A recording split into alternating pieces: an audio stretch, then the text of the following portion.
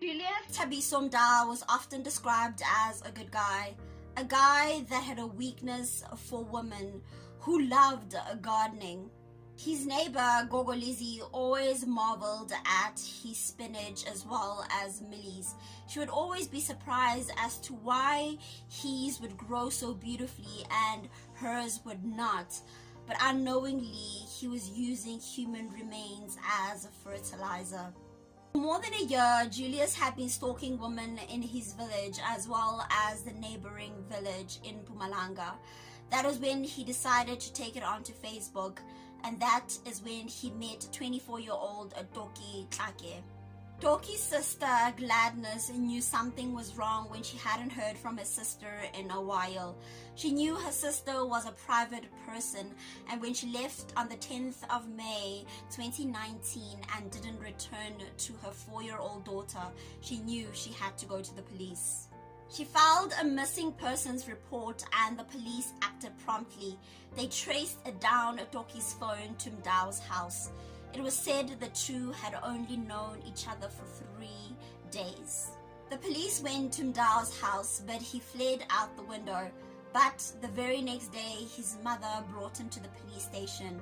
He then confessed to murdering Toki and various other women. In the interrogation, Julius admitted that him and Toki met online.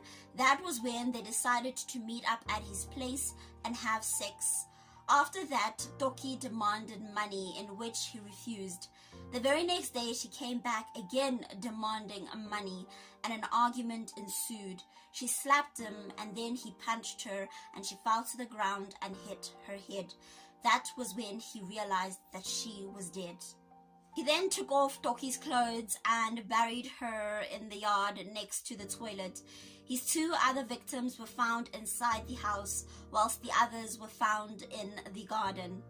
Julius told the police that after having sex with all the women, they demanded money, and when he refused, they threatened to take him to the police and open a rape case against him.